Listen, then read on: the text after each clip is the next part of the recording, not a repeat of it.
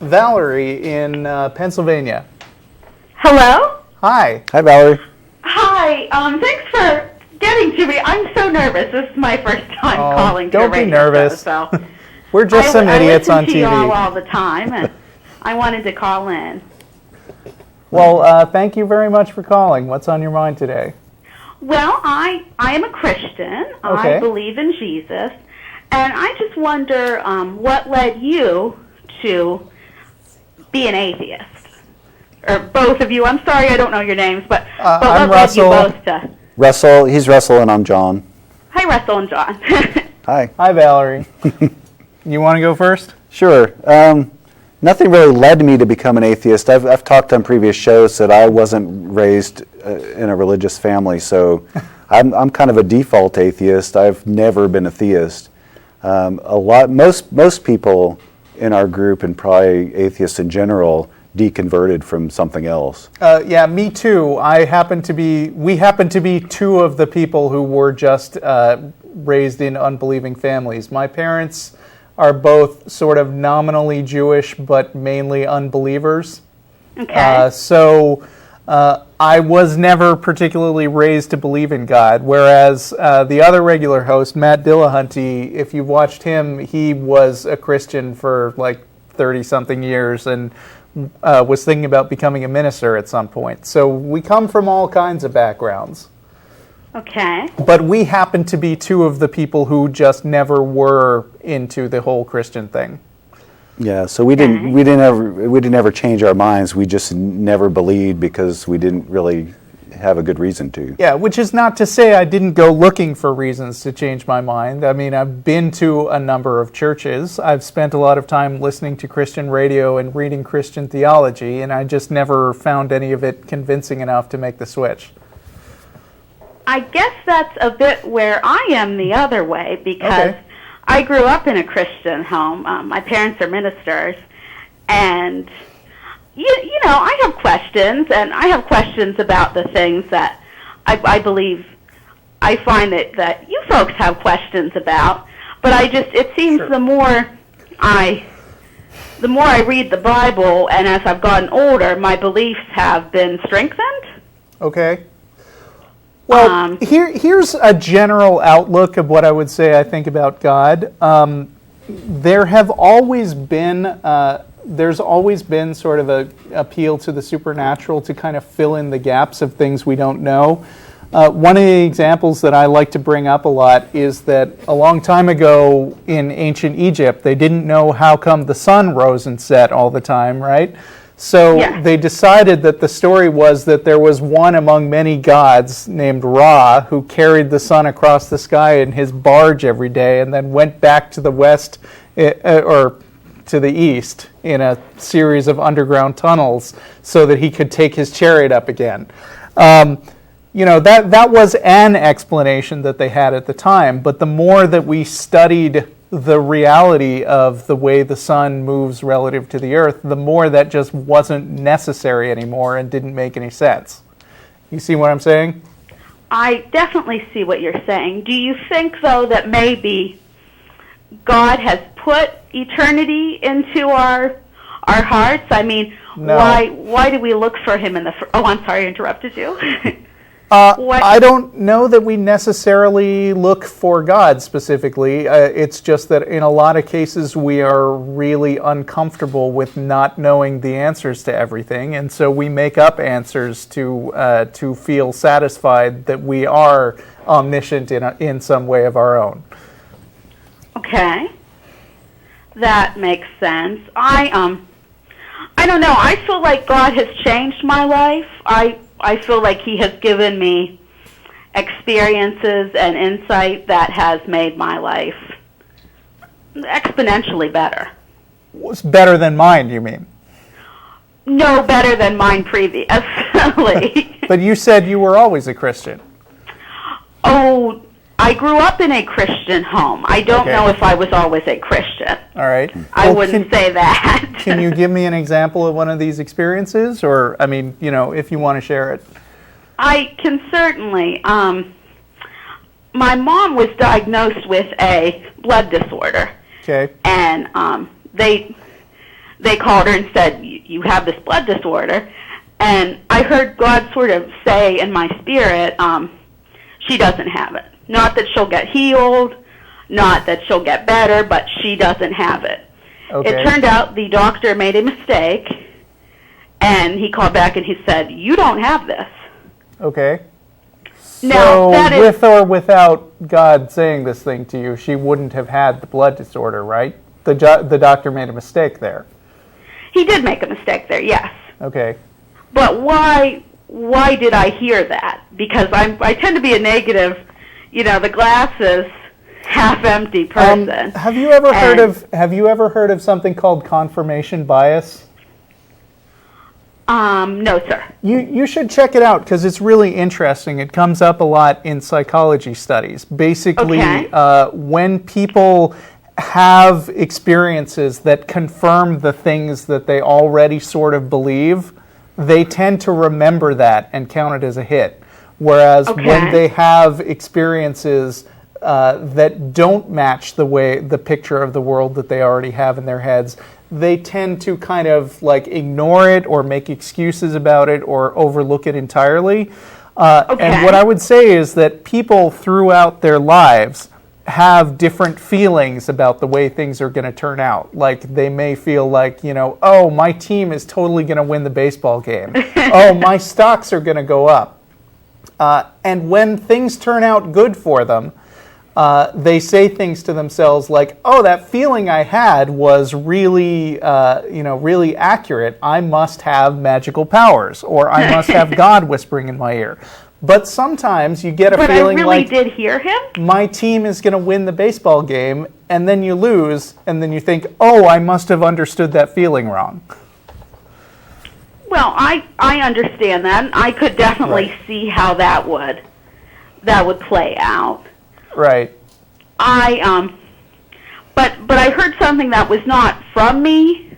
Like, I don't want to say it was an audible voice, but and you talk about the Bible, or I overheard a little bit of the Bible conversation, and I felt like God was talking to me and telling me passages from the Bible, and I read later that they were in fact passages of the Bible before I had ever read them.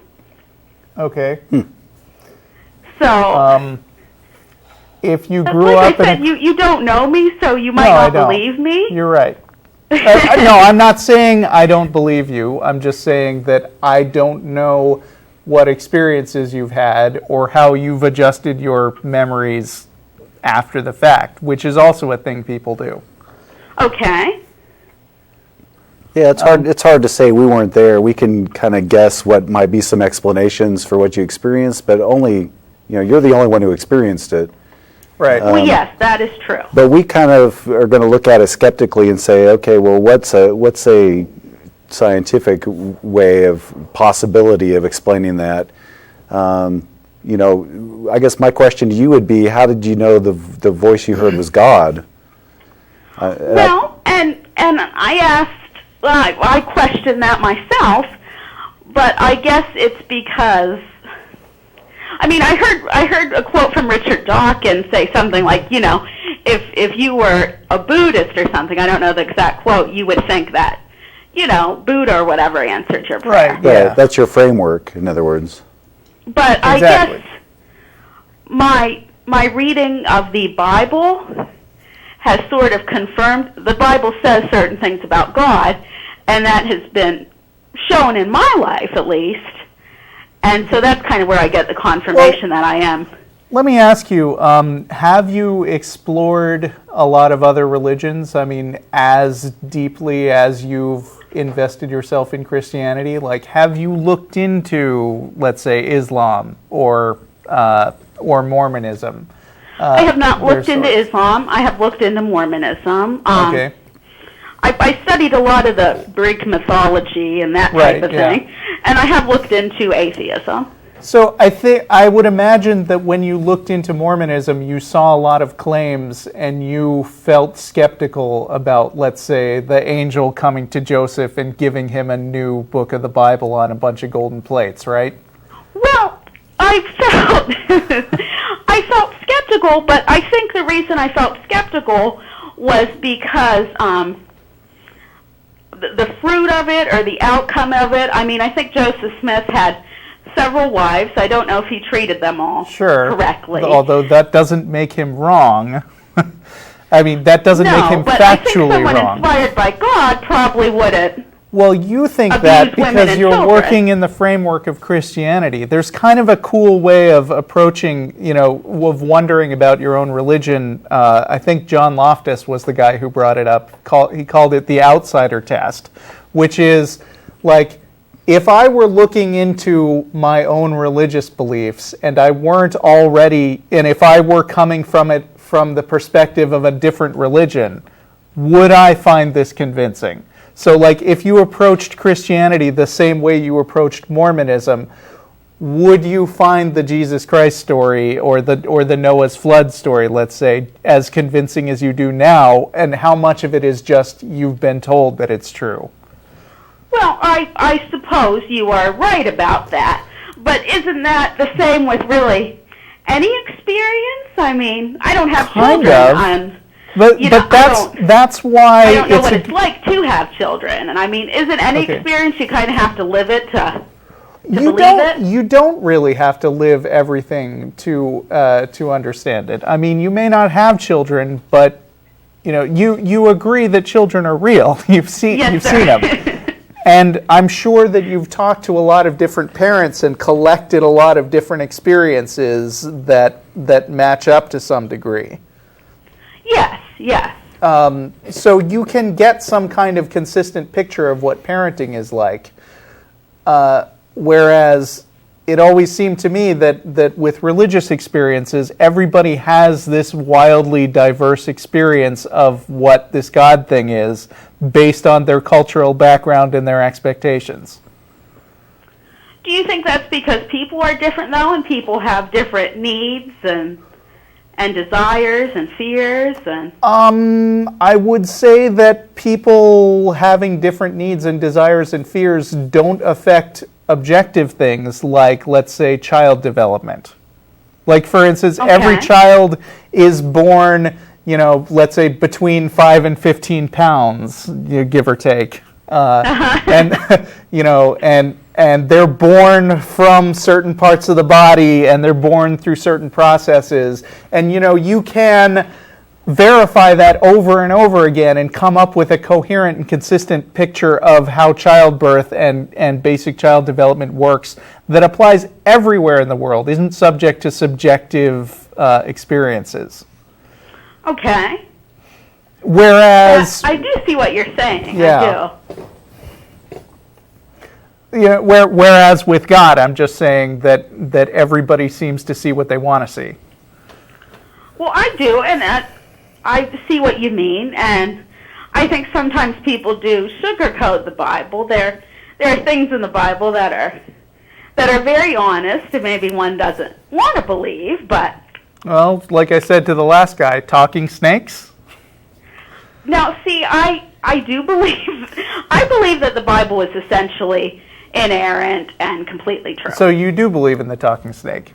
I actually do. The last guy hope did. You don't think I'm crazy? No, I don't think you're crazy because I think that you've been reinforced by a lot of other people's opinions. I think you're mistaken, though. There's a difference there. Okay, why do you say that? Because I don't see a lot of talking snakes or indication that snakes have vocal cords, Okay, I've never seen a talking snake, but Right. and I don't want to chase rabbit trails here. Or But snakes. did you hear the story about the lions in Ethiopia? What about them? In Ethiopia, girls who are about 13 can get married, even if they don't want to. Okay. And there were these men chasing after this girl, and she had already been beaten and abused.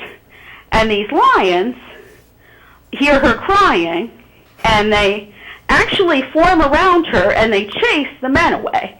Okay. They leave her alone completely unprotected till police officers or guards or whatever come, and they rescue the girl. Okay, that sounds to me like an urban legend.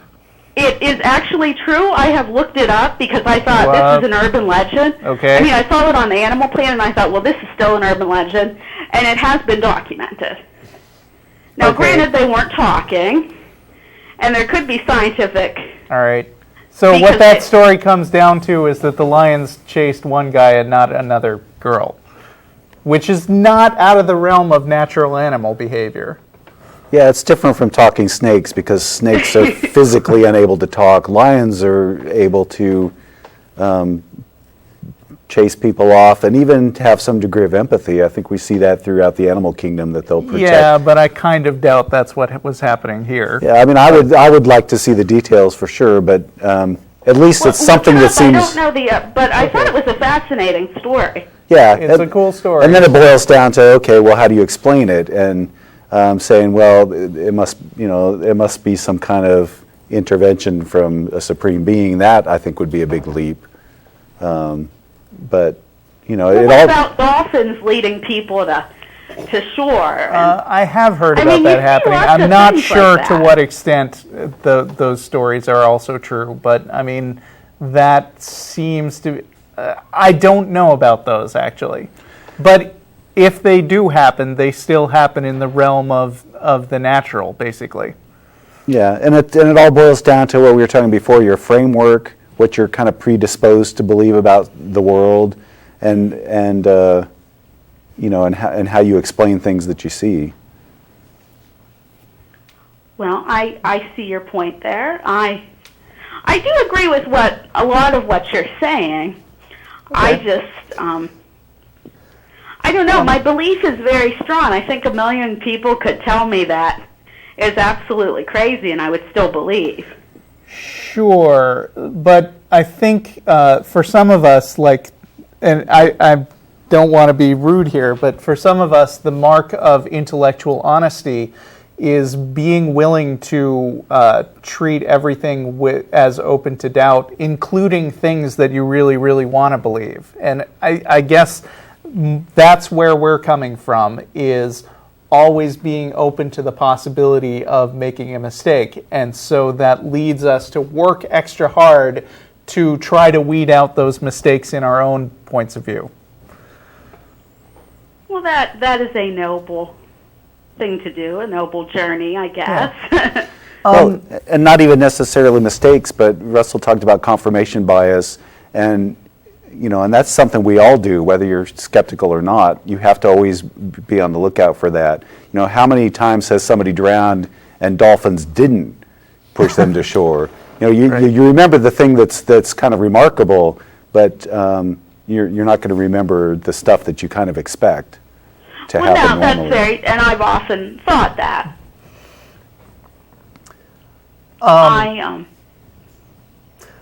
We're running out of time. Okay. But I'm not kidding. It has been a delight to talk to you, and I look forward to hearing you maybe call back sometime.